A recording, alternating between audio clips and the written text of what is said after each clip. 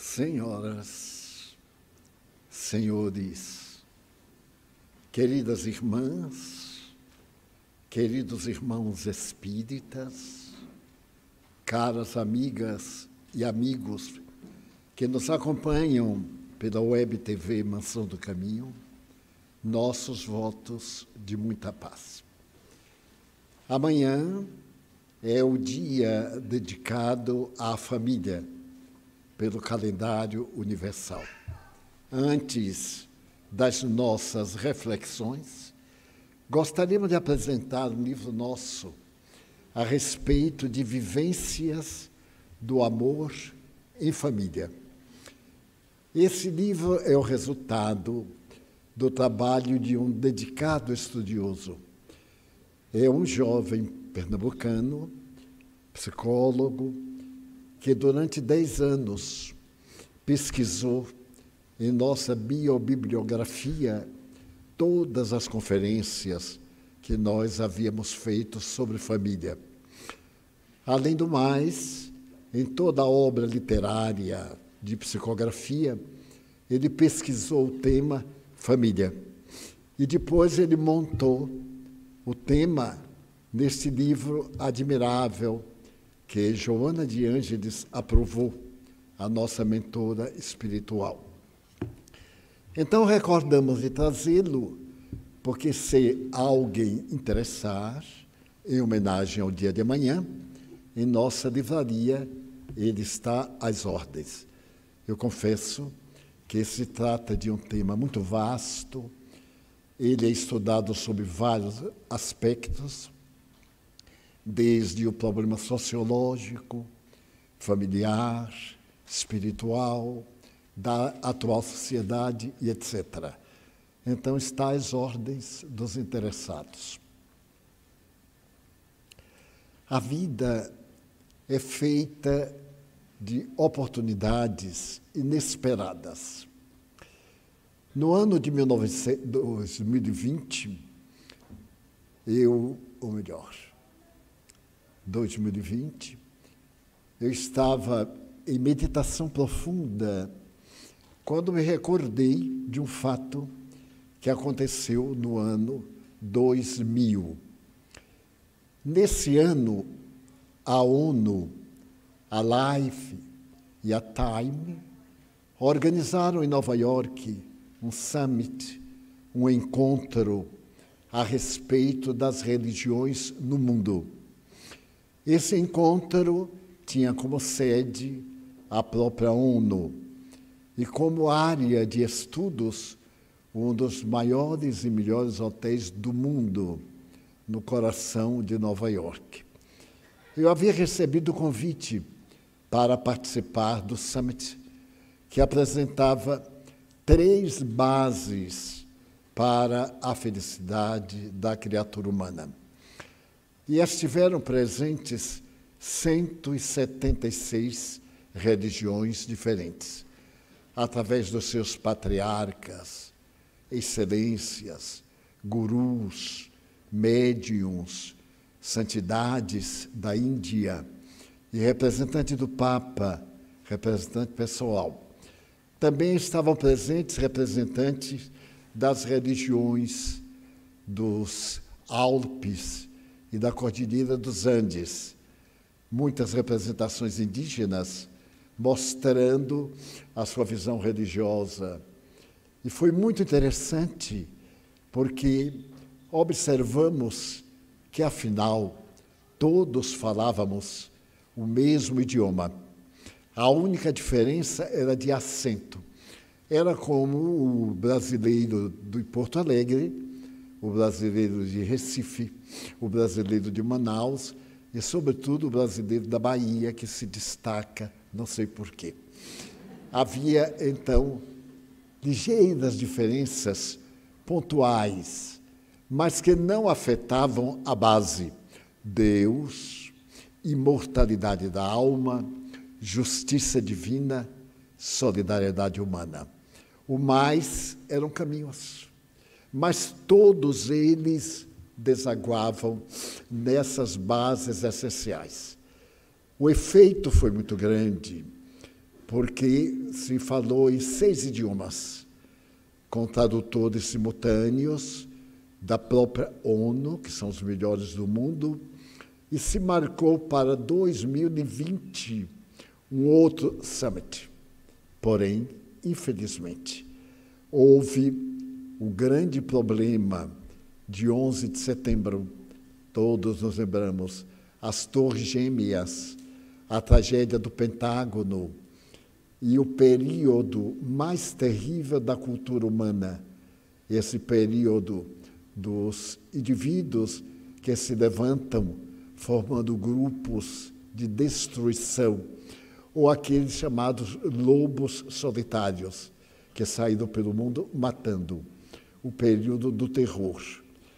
Passado esse largo período, em 2020, eu estava pensando na possibilidade de ocorrer aquele novo summit, mas os organizadores, haviam alguns desencarnados, outros mudaram de ideia, porque constataram, lamentavelmente, que a humanidade sempre esteve em guerras. E o maior número de guerras era de religiões. Por incrível e paradoxal que pareça, os que pregam fraternidade, paz, somos os hipócritas. Porque pregamos a palavra e odiamos-nos fraternalmente. Falamos sobre Deus e na rua matamos-nos pelo egoísmo, pelas nossas falsas convicções. Então desistiram. Estavam presentes, inclusive o representante do Dalai Lama, que não esteve presente pessoalmente, porque a China se opôs, dizendo que ele não era representante do budismo, ele era um político. Foi quando a China tinha invadido a região do Paquistão e a região em que vivia o Dalai Lama, e ele foi para a Índia. Mas os frutos foram extraordinários, porque todo o programa foi filmado, feito vários vídeos, transcrito, transformados em livros e mandados para todos os governantes da Terra. Todos os governos receberam, no seu idioma ou num similar, o resultado das pessoas que representavam as religiões. Curiosamente, o Espiritismo não era representativo da religião. Mas, da mesma forma que eu recebi particularmente o convite, Nestor Mazotti, presidente da Federação Espírita Brasileira, foi convidado. E então, com mais 2 amigos, nós nos dirigimos à comissão para demonstrar que o Espiritismo era religião. E a partir daquele ano 2000, a ONU passou a considerar o Espiritismo como religião. É um dado muito satisfatório, porque tira aquela tradição de que é uma doutrina de miscigenação racial de origem africana. Isso não nos diminui em nada, absolutamente, mas não é a verdade. Ela teve origem na França, a doutrina espírita, através de um dos maiores pedagogos, discípulo de Pestalozzi.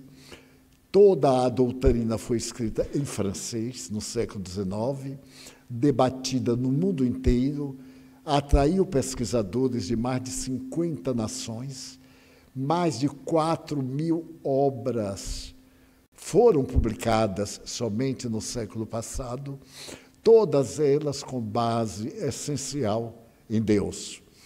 Ainda hoje eu li um artigo na internet de alguém falando sobre o Espiritismo.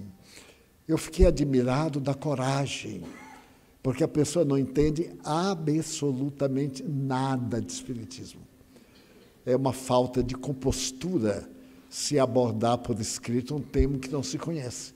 Basta dizer que colocou que o Espiritismo não aceita Deus, que é uma coisa lamentável, porque é a primeira questão da doutrina espírita, do livro básico, é que é Deus. E aí começa todo o amontoado filosófico, científico, doutrinário, ético-moral. Para nós, Jesus é o ser mais evoluído que jamais esteve na Terra, que nos serve de modelo e guia, e a quem seguimos ipsis verbis, segundo o Evangelho. Então, uma pessoa que quer demonstrar cultura, faz abordagem de teosofia, paralelo da teosofia com o Espiritismo, ele nem leu teosofia, nem leu o Espiritismo, não leu. Ele deve ter lido alguma revista de quadrinhos, alguma revista de poesia barata, e então se achou culto suficiente para dizer que o Espiritismo era dessa ou daquela forma.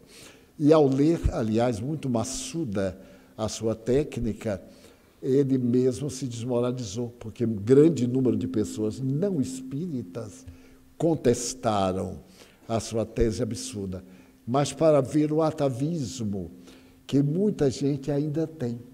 Ainda eu sou pegado de surpresa quando um repórter de uma televisão ou de uma cadeia de jornais me pergunta assim: Edivaldo, o senhor é espírita? Eu digo assim, de mesa branca? Eu digo que eu nunca soube que o espírito tinha mesa. A mesa é para a gente poder descansar os braços. Pode ser branca, preta, roxa, vermelha, ao agrado do dono da mesa. Ah, é porque eu frequento o autoespiritismo. Eu digo, mas não tem nem alto nem baixo. O senhor é do espiritismo dos negros? Eu digo, também não existe. Só existe um, criado por Allan Kardec. Ele diz ipsis verbis. Surgiram a palavra espiritismo, que não havia, que é uma ciência que trata da origem, do destino e da vida espiritual. Então, ele apresenta pela primeira vez no mundo a palavra que não existia. Então, vêm os nossos irmãos protestantes. A Bíblia condena o espiritismo. Eu sorrio e digo, que milagre, é o maior milagre. Porque o tempo da Bíblia não tinha, e já era condenado uma coisa que ia nascer 4.000 anos depois. Que coisa fantástica. Mas o curioso é que as mentiras são muito mais acessíveis e aceitas. E a pessoa fica achando, e me diz assim, aqueles negócios que vocês fazem. Eu digo, olha, são negócios que dão prejuízo, porque a gente não cobra nada. Se o centro espírita cobrar, seja o que for, já não é espiritismo. Porque a essência do espiritismo é a gratuidade. Dá de graça o que de graça se recebe. Palavras de Jesus. E se é na mediunidade, e a pessoa não, como disse um grande médium inglês, Daniel Douglas Hume, ele diz assim, não, eu não cobro nada, só aceito viagens, casacos de peles, joias, isto eu aceito, agora dinheiro de forma nenhuma. Era bem inglês, imagina, naquele tempo a Inglaterra fazia muito frio, a vida toda movimentada a carvão, então o fog, etc., era um horror viver em Londres. Ele não aceitava absolutamente nada, só casaco de peles. Então, desconfie, porque quem paga quer resultado. E como os espíritos não ganham nada, não vêm. Então, o médium mente. Não são espíritos. Quando a gente paga, quer ouvir. E se o médium, o pseudo-médium, não recebe, ele cria, porque ele foi pago para dizer coisas agradáveis. Então, eu me lembro que minha irmã morreu solteira. Mas quando ela completou 29 anos, a última irmã, nós éramos 13. Eu já era espírita, mas minha irmã era mais ou menos o que Deus quisesse. Dependia muito. E então, um dia ela me disse assim, Di, eu vou completar 30 anos. E naquele tempo, 30 anos era balzaquiana, uma expressão da literatura francesa, de Honoré de Balzac. A mulher de 30 anos era velha, imagina, antigamente. E então havia outra expressão, ela está entrando no barricão. Era uma barrica de bacalhau, então a jovenzinha de 30 anos podia despedir-se da terra. E minha irmã estava naquele claro escuro, vai, não vai. E ela sabia que o espiritismo nada tem a ver com isso. Então ela me disse o seguinte, você conhece algum espírita que se eu pagar, ele pode falar do meu futuro? Eu digo, olha, eu conheço um grátis. Se você quiser, você pergunta. Ela disse, quem é? Eu digo, eu. Eu sou espírita, grátis. Ah, você não presta, porque você é grátis, o que é grátis não presta. Minha irmã. Eu digo, mas vamos lá, eu cobro, você me paga um café, um bacalhau assado, porque naquele tempo bacalhau era coisa de pobre. Se fosse hoje, eu botava até nas redes sociais, que minha irmã preparou uma bacalhoada e etc. Pois bem, eu perguntei, o que é que você deseja?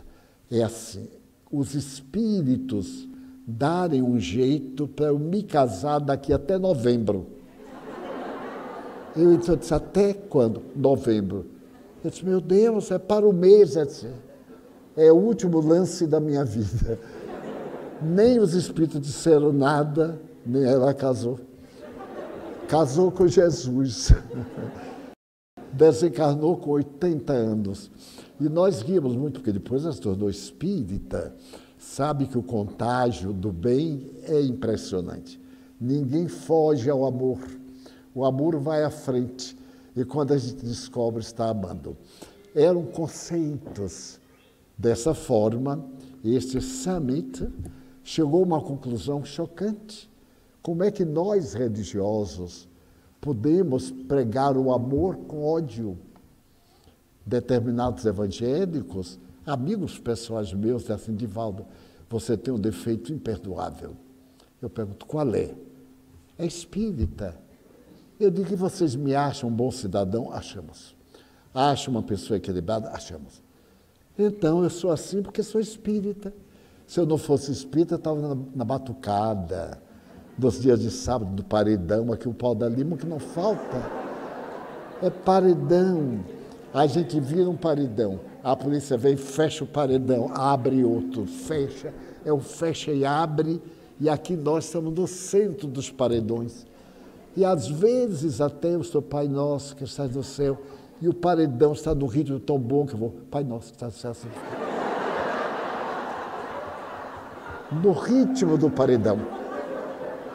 Porque é incrível, como é que pode orar com um tambor? E aqui bem pertinho tem uma igreja, ele bota os alto-falantes para cá, para nos converter. Então, antes que a nova administração criasse o nosso cenáculo em termos modernos, eu fui lá, assim, fraternalmente, eu digo, olha, o dinheiro que vocês pagam ao governo, nós também pagamos. A área que vocês ocupam é 100 vezes menor do que a que nós ocupamos. Então, nós pagamos mais impostos do que vocês. Vocês botam o seu alto-falante com defeito, fanhoso, para nos perturbar.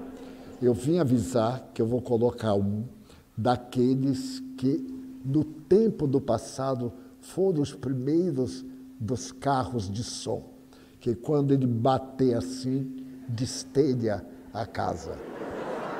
Então, vamos fazer um contrato. Vocês não põem o seu alto-falante para cá, nem pomos o nosso. Agora, se vocês puserem, vocês vão ver uma coisa.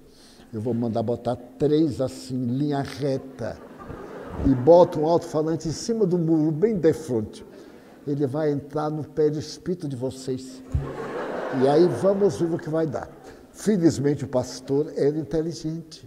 Às vezes até acontece que é. E diz, mas irmão Divaldo, a gente perturba. Eu digo, não perturba absolutamente nada, atrapalha. Porque vocês ficam falando uma coisa e eu outra. Aí eu me vejo obrigado quando você diz que Deus castiga, que vai nos mandar para o inferno eternamente. Porque o indivíduo nasceu na mata, não foi batizado, não teve cultura, vai para o inferno. Mas que Deus estúpido é esse? Ele cria para o inferno e não dá chance. A criança nasce, não foi batizada, vai para uma região que nem é céu, nem é inferno. Fica ali naquele lugar, ouvindo música paraguaia, praia, pra cá. Então, são conceitos. O Summit resolveu, no ano 20, não ter o espetáculo das religiões, para poder tomarmos juízo. E quando nós falarmos em fraternidade, frater, irmão, amigo, não ser uma palavra, ser um ato. Fulano é religioso ou é ateu. Que bom. Eu sempre digo que prefiro uma pessoa ateia, honrada, cidadão, a um religioso hipócrita. Porque, aliás, foi Jesus quem disse. Mas, bem, o ponto que eu quero chegar é que, estando presente, nos oferecemos para explicar o que era o Espiritismo, uma comissão nos ouviu e registrou essa religião nova. Mas naquele ano, no ano 2000, já não era tão nova assim. Tinha 140 e poucos anos. Mas naquela oportunidade, estando lá, eu gostava de caminhar e descia a Broadway, porque a ONU fica bem no sul da Broadway. Desci direto e parei oportunamente diante de um grande teatro. E esse teatro estava apresentando a vida de uma grande cantora americana dos anos 40. E, curiosamente, eu conhecia a história dessa moça. Estava com os amigos e disse, que interessante. Eu conheço alguns detalhes dessa vida que o próprio Espírito me contou. Tinha um rapaz assim ao lado e ele conseguiu entender o meu inglês, que era uma tragédia. Então ele se voltou e disse, mas o senhor está falando que conhece a vida da minha tia? Ele disse, ela é sua tia? Ele disse, é minha tia. E nós conhecemos pouquíssimo da vida dela. Eu digo, é uma das histórias mais lindas que eu conheço. Se você me der licença, eu lhe conto. Então, se vocês me derem licença, eu conto. Se não derem, eu não conto. Então, eu comecei a contar. Tudo começou através de uma carta. Um detetive recebeu uma carta dizendo o seguinte, eu sou um homem muito feliz. Estou casado com uma mulher muito feliz. Depois de algum tempo de casado, nós somos economicamente bastante ricos. Eu notei que minha mulher tinha uma mágoa, mas uma dor que ela não expressou nunca. E, por fim, agora, já com bastante tempo, ela terminou me contando a razão da sua dor. É que ela era mãe e, em determinado momento da sua vida, logo que ficou viúva, ela pegou a filhinha única e internou numa casa de órfãos. Logo depois, nós nos encontramos, casamos-nos, e eu poderia dar-lhe tudo o que o dinheiro pode dar, mas ela não teve coragem de procurar a filha.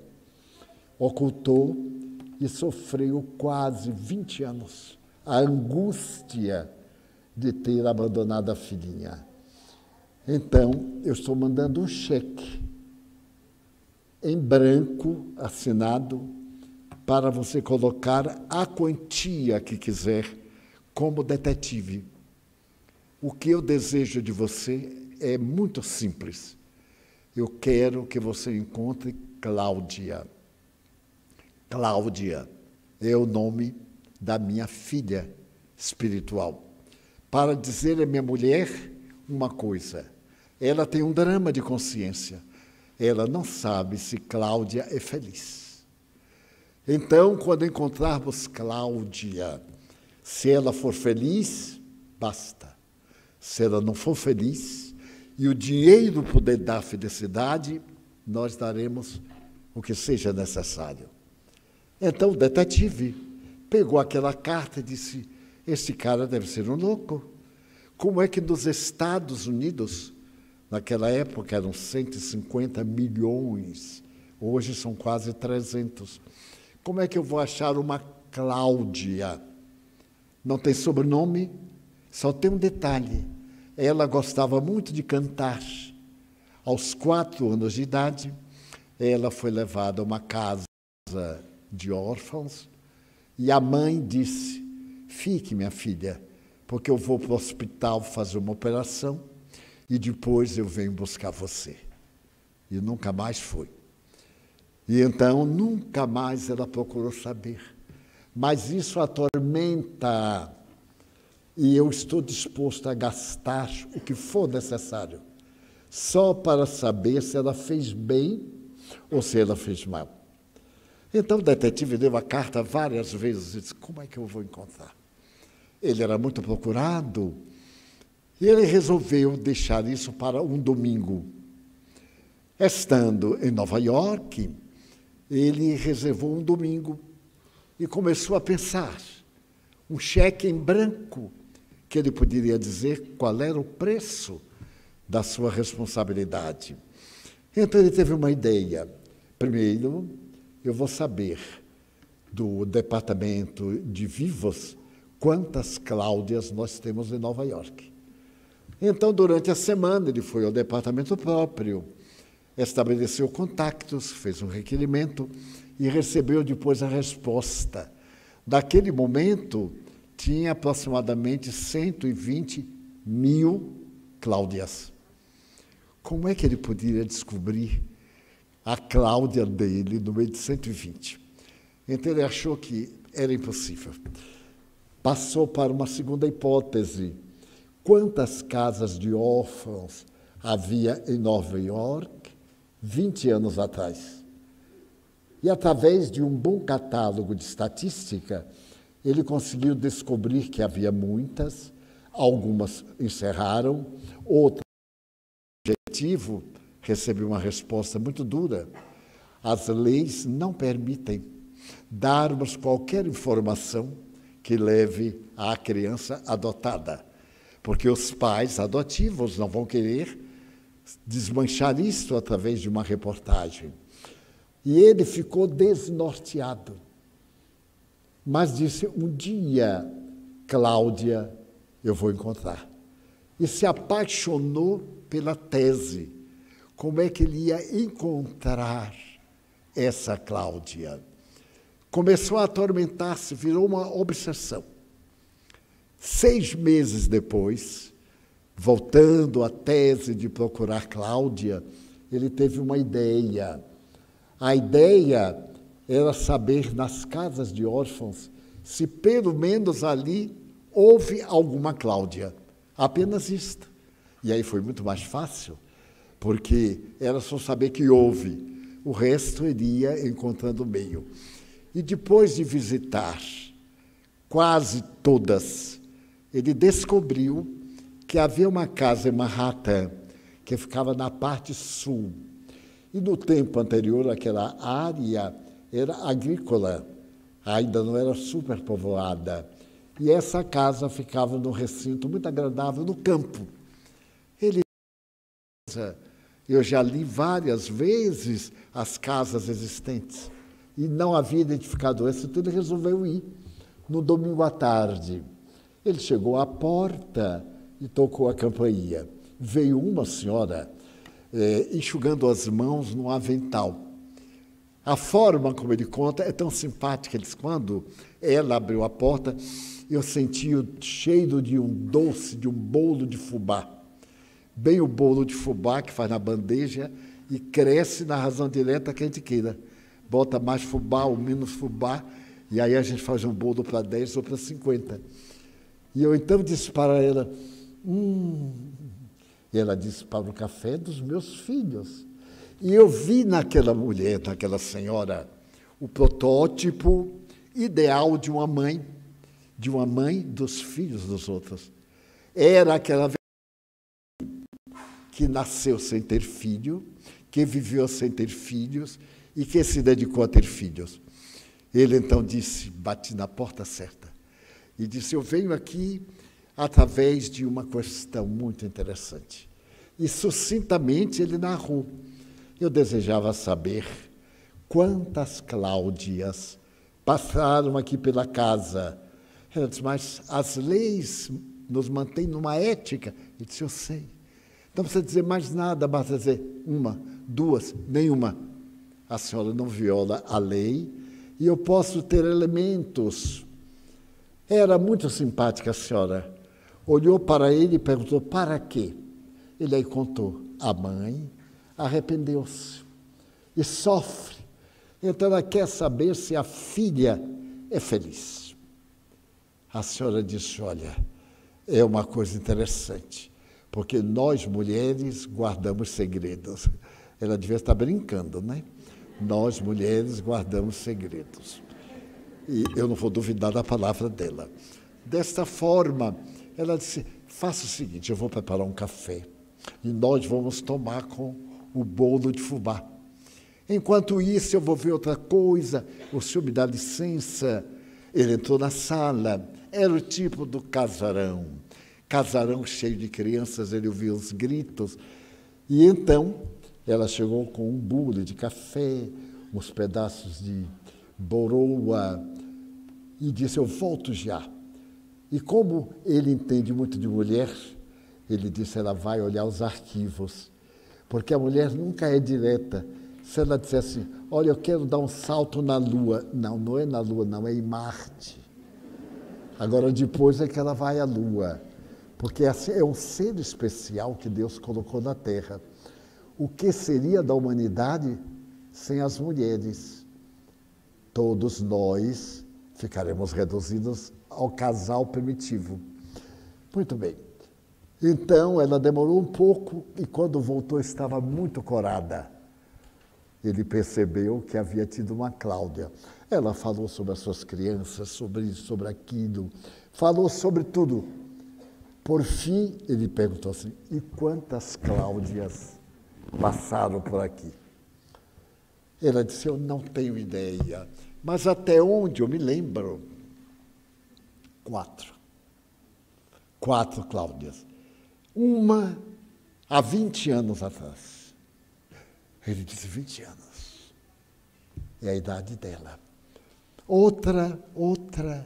Eu vou lhe dar uma ajuda. Uma Cláudia foi para o Arizona. A outra foi para a Flórida. A outra foi, quem sabe para onde teria ido? Bem, eu acho que foi para a Califórnia. E tudo que eu posso lhe dar é isto. Ele agradeceu. E quando se despediu, ela falou da porta, se encontrar a minha Cláudia, dê lembrança. E ele começou a pesquisar. Então ele foi à Califórnia. E numa cidadezinha perto de Los Angeles, havia um café-concerto, em que uma jovem estava nascendo para enfrentar a Broadway. Era portadora de uma voz brilhante. E estava cantando naquele café-concerto para depois ser aclamada na Broadway. E ele não sabe dizer por quê. Quando procurou saber o nome, era Cláudia. Ele disse, mas é muita coincidência. Então ele foi ao café-concerto. Na entrada estava um pôster. Aquela moça loura, linda, o olhar perdido no infinito. E dizia embaixo, Cláudia voltou a cantar. Ele, de imediato, comprou um ingresso, uma mesa bem de frente do palco e aguardou a noite. Quando chegou a noite, ele lá estava. No momento do espetáculo, quando veio o pano de boca, se abriu, Cláudia aparece no vestido negro.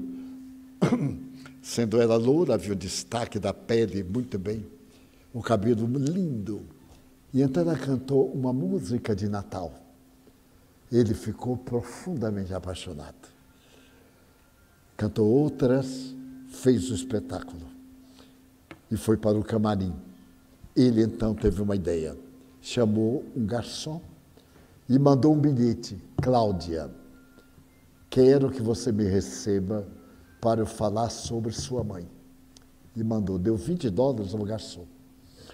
O rapaz foi, entregou o bilhete, e ela estava sentada defronte de um espelho veneziano, e a auxiliar, secretária, leu para ela, ela teve um choque. Disse, mas como?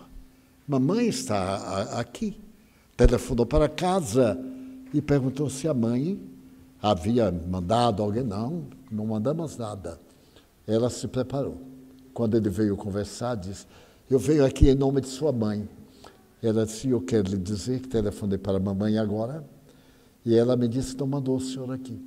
Eu já instruí a minha secretária para chamar a polícia. Quero saber o que o senhor tem contra mim.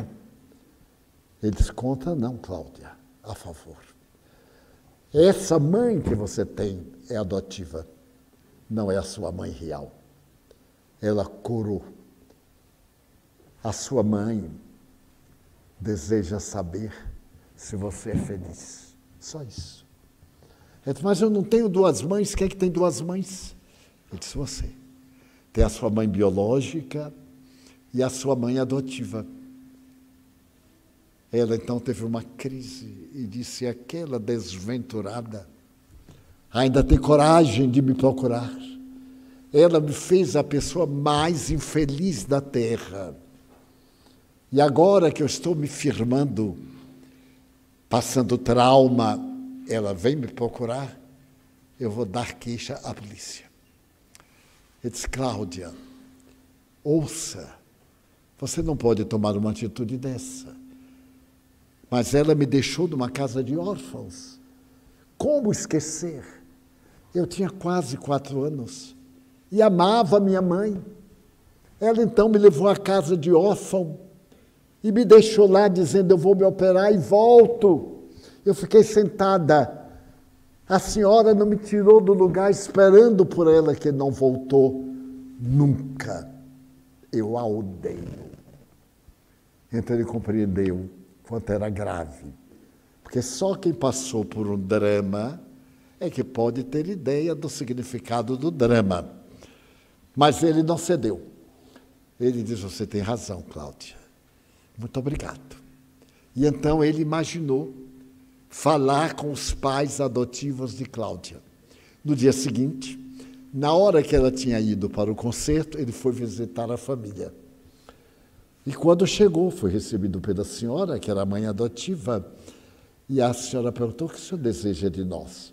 Ele disse, falar a respeito da mãe de Cláudia. Ela disse, mas está falando com ela? Não, a senhora é a mãe adotiva. Eu venho falar a respeito da mãe biológica. Aí a senhora perturbou-se, chamou o marido mandou entrar, e disse, pois não, estamos às ordens. Ele então narrou tudo. Eu sou detetive. A mãe de Cláudia, quando caiu em si, já tinha entregue a menina para ser adotada e casou com um homem riquíssimo. Ela levou a filha para o internamento porque estava na miséria, viúva, pobre, da infinita miséria. E agora ela tem condições de dar à filha tudo que pode fazer a felicidade. Então ela quer saber se Cláudia é feliz. A senhora diz, muito, ela é feliz. Não, senhora, ela não é feliz, porque ela odeia a mãe. E quem odeia, seja com ou sem razão, não é feliz. Então começou a conversar, e disse, eu tenho uma proposta. Eu convidaria a mãe biológica de Cláudia a vir aqui à Califórnia para vê-la, para pedir perdão. Claro que não pode mais restituir, voltar a zero, porque toda a documentação, tudo está pronto há mais de 20 anos. Mas, pelo menos, essa senhora não enlouquece de dor. E a mãe adotiva diz, bom, desde que não perturbe minha filha, ela vai fazer um show de 31 de dezembro, num dos teatros de Nova York. É aquele teatro em que é famosíssimo no mundo inteiro, do dia 31 de dezembro. É tão famoso que as pessoas compram a entrada um ano antes. em que aparecem as garotas absolutamente iguais, apresentando fim de ano, novo ano. Muito bem. Então, quando Cláudia chegou, os pais falaram, eu me recuso. Eu não falarei com esta mulher nunca. Se ela enlouquecer, ótimo, porque ela vai ver o que eu sofri nas mãos de estranhos, sabendo que minha mãe estava viva. Ela me renegou. Mas as conversas, ela terminou cedendo. Eu cederei de vê-la, mas ela não me toca, não me aproximo. E será na presença de vocês, meus pais. Acertou-se que sim.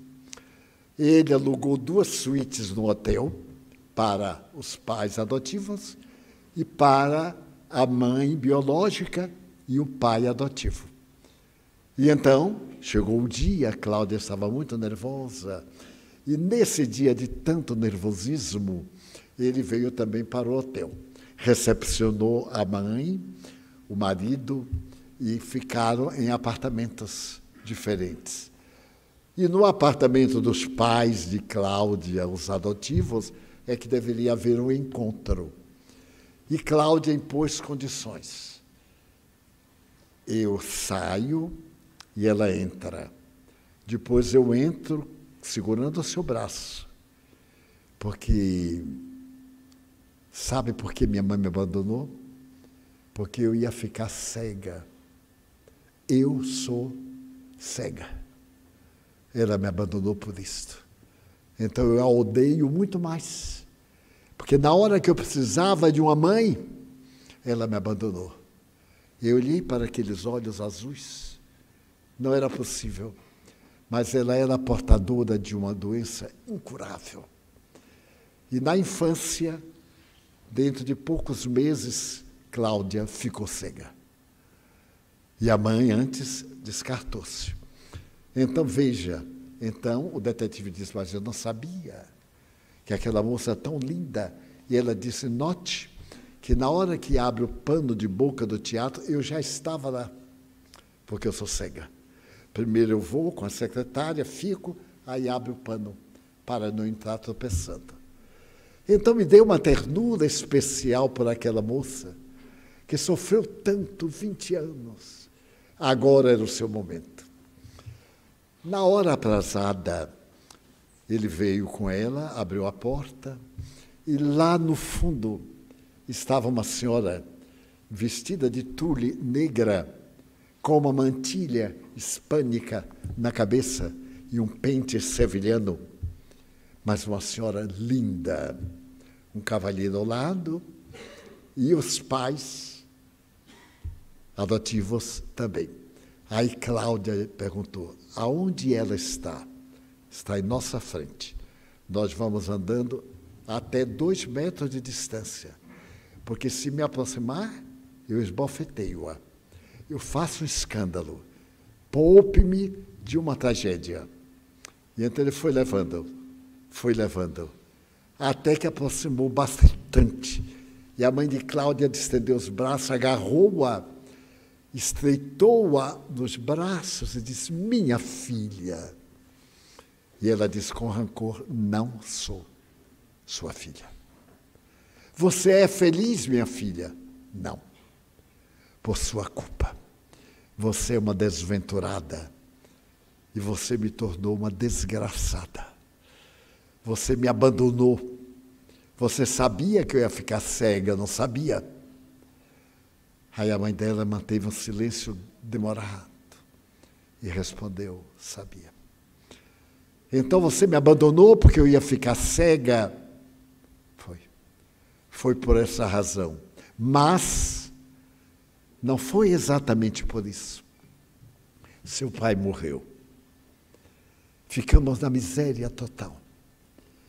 Você, naquele dia, nós fomos ao oculista e ele me desenganou que em 1 mês você estaria totalmente cega. Minha filha, não sou sua filha, é. Biologicamente você saiu do meu ventre. Eu nem vou lhe pedir perdão. Então eu comecei a pensar, nós duas, pedindo esmola nos bulevares, nós duas, na infinita miséria, porque você é cega. Cláudia, eu também sou cega. A minha doença é hereditária. E fui eu que lhe transmiti a cegueira. Então, quando eu imaginei nós duas cegas, pedindo esmolas, e eu nos jogar numa casa pia. E eu lhe abandonei por amor, na expectativa de que alguém rico pudesse adotá-la para fazer uma cirurgia na Suíça, aonde estão testando. O meu desejo não era me libertar de você, era tentar salvá-la, mas eu não tinha dinheiro. Mas Deus faz coisas que a gente não entende. 15 dias depois, eu encontrei um homem que se apaixonou por mim. Rico, aqui está ele. Nós nos casamos. E eu não tive coragem de dizer a ele que eu lhe abandonei por amor, porque não queria que você sofresse. Nunca eu disse a ninguém do meu crime. Então eu espero. Deixe-me tocar o seu rosto. E então Cláudia começou a tremer. E ela tocou o rosto. Disse, como você é bonita. Aí Cláudia tocou o rosto da mãe. E disse, mamãe, você sofreu muito. Muito, minha filha. Calada. Fingindo-se feliz. Nós temos tudo que o dinheiro compra. Mas eu não tinha minha filha, por quem eu dei a minha vida. Eu sofri até hoje, minha filha. Hoje, eu irei embora. Eu sabia que você sofreu muito, mas eu queria ouvir a resposta da pergunta que eu lhe vou fazer. Agora que você sabe, você me perdoa? Não, mamãe, eu não perdoo. Porque para perdoar é necessário ter ódio. E eu não tenho ódio de você. Eu tenho a saudade, mamãe. É a saudade do seu colo, da sua voz cantando para eu dormir. É saudade, mamãe. Eu é que lhe peço que me perdoe. Então, o detetive perguntou, e agora? Que faremos? E Cláudia disse, cadê papai e mamãe? Os pais levantaram-se e ela disse, papai, conheça minha mãe. Mamãe, conheça minha mãe. E se abraçaram. E comoveram-se infinitamente. E Cláudia começou a cantar uma balada dedicada às mães. A sua voz de rouxinol repercutia naquele hall da sala imensa do hotel. E todos choravam, ele inclusive. Ela perguntou, mamãe, você é rica? Sou, minha filha. Então venha morar na Califórnia, porque meus pais também são muito ricos. Eles me levaram a todas as cidades imagináveis. Usaram de tudo, mas Deus me marcou com a cegueira. Aos 5 anos eu não via mais nada, só as lembranças de quando eu enxergava. Venha morar. Papai construirá um edifício. E então eu passarei a semana com mamãe e papai. E passarei o fim de semana com você, mamãe, e seu marido. E assim foi. Ele construiu na praia de Osmond, em Los Angeles, um apartamento muito elegante, em 2 pisos. E Cláudia morava com os pais adotivos. No fim de semana ela subia para morar com a sua mãe biológica. É o dia 31 de dezembro. Nova York é um esplendor. A Broadway está toda iluminada. Times Square, a praceta mais iluminada do mundo, está com calendário para dizer meia-noite. E no grande teatro da Broadway, as gorettes, mais de 100 absolutamente iguais, estão terminando o número.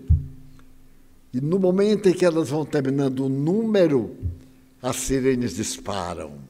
Ano novo.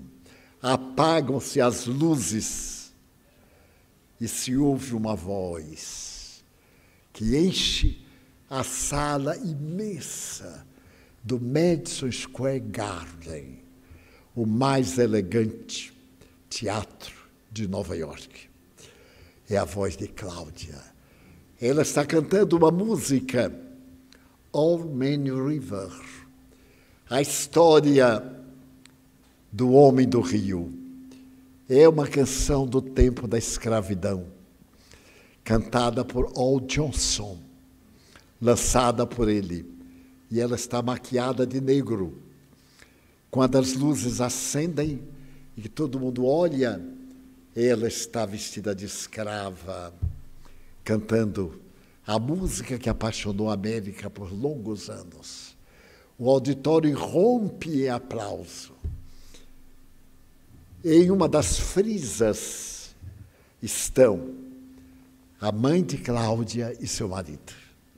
Os pais de Cláudia, bem, e eu também. Cláudia canta. Quando termina tudo, e nós vamos para o camarim, para abraçá-la pelo êxito da sua apresentação, eu pedi Cláudia em casamento. E, naturalmente, nós fomos muito felizes. É a história real. Então, o rapaz estava chorando e me disse, mas como o senhor sabe de tudo isso? Eu disse, bem, Seleções do Reader Digest publicou essa história há muitos anos. E eu ali, quando era muito jovem, e praticamente memorizei. Eu estou contando com as minhas palavras, evidentemente. E então desci dali, levando a imagem da Cláudia. E a grande lição do Evangelho, não julgue. Tudo há duas faces. Todo espelho tem o outro lado. Tudo tem duas questões. Na Galileia tem dois mares. O mar de Genezaré, piscoso, belo, e o mar morto. Nenhuma erva. Em Israel há dois montes. Hoje já não pertence a Israel, pertence à Turquia. Mas naquele tempo, o Sinai pertencia à Palestina, que era o nome de Israel. Mas, ao mesmo tempo, tem o grande monte, quando Israel perdeu a guerra contra Roma, no ano 70 da nossa era, graças ao filho do imperador romano, Tito, que venceu a batalha desde 68 até 70. Em nosso coração há duas faces, a ternura e a ira, a alegria e a tristeza, a esperança e o amor, e a família. A família é o maior patrimônio que Deus dá depois da vida. A nossa vida é o momento culminante da criação. Eu estava lendo há poucos dias a respeito de um buraco negro que foi descoberto no centro da nossa galáxia. Pela primeira vez, se pôde fotografar a intimidade do buraco negro. Pela primeira vez na história. É considerado o maior passo da astronomia. E eu recebi hoje uma carta de Israel, de uma senhora muito culta, dizendo que nesta semana os cientistas israelitas encontraram o monte no qual Moisés recebeu o Decálogo. Porque o Sinai não é um monte, são vários, é uma cadeia, a cadeia do Sinai. Em que monte? Pesquisas científicas encontraram o monte, porque na pedra estão gravados os mandamentos em hebreu antiquíssimo. E me dizia a amiga, os 10 mandamentos são a primeira lei da humanidade, no sentido legislativo, porque ela serve de base para todas as leis que existem. Apesar das leis tribais, das 10 leis romanas que estabeleceram o império, apesar do Código de Hammurabi, com 615 leis, o Decálogo, em 10 leis, em 10 recomendações, tem a ética de Sócrates, tem a sabedoria de Platão e tem o anúncio da chegada do Senhor. E essas 10 leis serviram de fundamento para os direitos humanos, porque prescreve agir com justiça, não ter privilégio nem preconceito. E então, a família de hoje, que alcançou altíssimos níveis de liberdade, de direitos, nós alcançamos direitos que foram evocados ontem, graças à princesa Isabel, e que estamos libertando de todo e qualquer tipo de preconceito e permitindo que cada qual viva intensamente conforme é e não conforme os padrões dos outros. Neste momento em que nós temos o direito de confessar aquilo que antes era inconfessável, neste momento da cultura que ocorre conosco, a sociedade parece enlouquecida. Só interessa o prazer, mas o prazer imediato. E como o prazer imediato cansa, vira rotina, estamos utilizando de estimulantes químicos, drogas naturais e técnicas de prazer para o mundo da ilusão, quando nós temos, acima de tudo, o amor da família. Não temos o direito de magoar nossa família. Não temos o direito de sofrer ilusões, de fazer que a terra seja um piquenique. A terra é uma escola, onde estamos aprimorando nossos sentimentos para poder encontrar o reino dos céus, que não está lá, está aqui, dentro de mim, que é necessário viajar para dentro para encontrar, porque é na consciência que nós temos o reino de Deus, o reino de Jesus, que fala Jesus sobre o amor. É o primeiro vulto na história da humanidade, primeiro vulto. Imaginem que a palavra amor relata um especialista norte-americano. É uma palavra quase desprezada nas técnicas da medicina. Fala-se sobre tudo, e, no entanto, se reconhece hoje que a maior terapêutica para qualquer mal é o amor. Desde o alto amor ao alo amor, ao amor a outrem. Se a pessoa não desenvolve este sentimento, é uma vida vazia, é uma vida recalcitrante, infantil, caprichosa. Então, nós temos que desenvolver esse sentimento em relação a nós mesmos.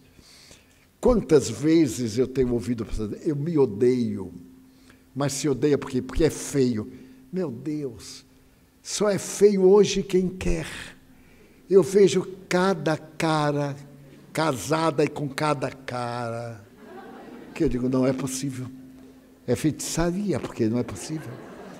Cada artista, eu viajo muito, viajei 71 países, mais de 2.500 cidades. Então eu já vi muita coisa. Eu vi pessoas horrorosas, casadas com homens de fechar o comércio, de aparecer agora em Nova York e fechar o comércio. E a mulher uma coisa, cangalha, desdentada, o cabelo nem se fala. E um dia eu perguntei a um amigo, que era considerado um padrão de beleza, como é que você está casado com aquela criatura? Eu nem olhava direito, porque atuava no estômago. Porque sabe o que é uma pessoa feia? Feia não, horrível. Era minha amiga. Sabe o que ele me disse? É a maior garantia contra o ciúme. Como eu sou muito ciumento, eu arranjei uma coisa que ninguém quer. Eu digo, olha, a tese está errada, porque a pessoa foi tão fantástica que você achou. Você que qualquer mulher ficava louca, varrida. Ele sorriu e disse, você acha que eu gosto dela? Eu digo, se você não gosta, é um crime. Agora aqui para nós, se gosta. De volta eu vou te contar. Ela não é de um padrão de beleza, mas é uma esposa. Eu fiquei até com vontade de casar. Porque casar com aquele canhão e se sentir feliz, pois é. E também já vi o contrário. Eu já vi o contrário. Eu tenho uma amiga que morava numa favela do Rio de Janeiro, afrodescendente. E ela então viajou à Europa e foi exatamente para a Alemanha. E, naturalmente, exerceu funções as mais desafiadoras. Porque, além da sua ascendência, era uma pessoa semi-analfabeta. Vocês não vão acreditar. Quando ela me apresentou o marido, eu digo, agora eu tenho que ir, menininha do Gantuá, porque eu já vi que feitiço pega. O homem é um médico famoso, cirurgião, fantástico. E eu perguntei assim, mas minha filha, você é casada em tinta e papel? Ela disse, sou Divaldo. Eu disse, o que é que você fez? Eu não disse que ela não era bonita. Ela usa tanta peruca para disfarçar, porque não há jeito, não há jeito. Bota a peruca, tira a peruca. Coitadinha, é uma graça. Mas eu fico olhando para ela e digo assim, está tudo errado. O marido é daqueles astros, os artistas que eu conheço são do passado, né? Errol Flynn e não sei quem e tal. Felicíssimo, pois ele trabalhou tanto ela que está na universidade. Ela agora já fala muito bem o alemão, eu só falo 15 palavras ou 16, e ela esnoba comigo. Ela diz, você é alemão? Nein. Eu digo, pelo amor de Deus, eu me digo que é nein, porque eu não sei. Então, isto é a busca da vida real. O alto amor. Eu mereço tudo que Deus me dá. Eu já ouvi pessoas dizendo assim, Deus me dá muito mais do que eu mereço. Que hipócrita. Se Deus dá mais do que merece, é injusto. Como é que Ele dá a uns que não merecem e a nós que merecemos tanto, Ele não dá? Então, diga assim, não, Deus me dá e eu mereço, senão Ele não dava. Daí eu espero que todos saiamos daqui com essa ternura pela nossa família, amanhã, por essa doutrina que nos iguala, porque o túmulo nos iguala a todos. E cada qual levanta-se do túmulo com os tesouros do bem, os tesouros de Cláudia. Eu não a odeio, mamãe, eu tenho a saudade. Quem é que não tem saudade de sua mãe amada? E se a mãe não foi melhor, Acontece. Mães cruéis, pervertidas, descuidadas, acontece. São almas doentes que merecem nossa compaixão. Ao invés de refugar, ter compaixão. E eu digo isso porque eu tive a melhor mãe do mundo, uma mulher analfabeta, que tomava conta de um verdadeiro laboratório químico, que eram 13 filhos. Na hora do almoço era aquele campo de batalha dos godos contra os visigodos, à mesa. Então, eu desejo que os seus corações, recordando de Cláudia, amem-se e retribuam ao amor, nunca pensando em fugir da vida, porque ninguém foge da vida. A gente salta o obstáculo e cai na vida.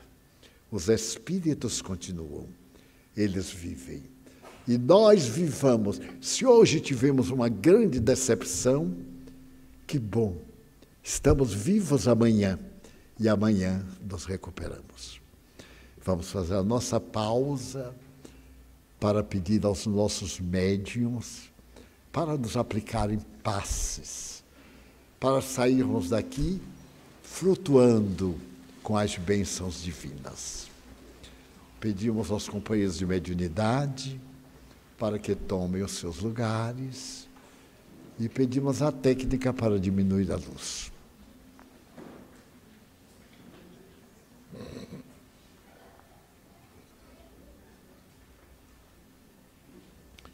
Aproveitemos este momento e pensemos em Jesus Cristo. Mas não pensemos em um Jesus sofredor, amargo, da cruz. Pensemos no Jesus das bem-aventuranças. Estais cansados? Eu vos aliviarei. E vamos pedir o auxílio divino em nosso benefício. Nós te pedimos, Jesus, que tenhas misericórdia de nós. Abençoa-nos. Abençoa nossa família. Aqueles que nos amam. Aqueles a quem nós amamos. Abençoa nossa casa, que nos confias para receber o teu rebanho. Tem piedade dos suicidas, que não se deram a oportunidade de viver. Também te pedimos que abençoes os enfermos. Maria da Conceição, em particular. Nossos familiares. Que abençoes os nossos inimigos, para que eles encontrem o caminho da paz.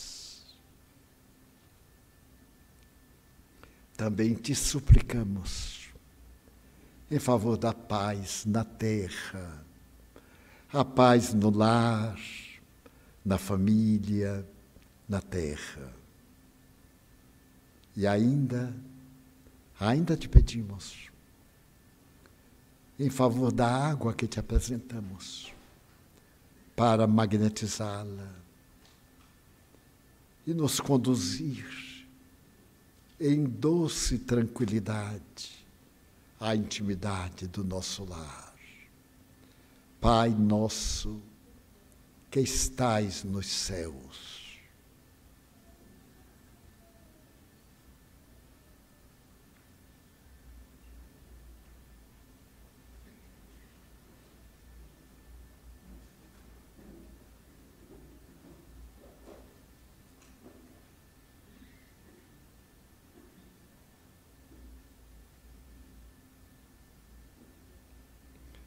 Em nome de Deus, de Jesus, de Maria Santíssima e dos Espíritos superiores, encerramos a nossa reunião com votos de muita paz para todos. Está encerrada a nossa sessão.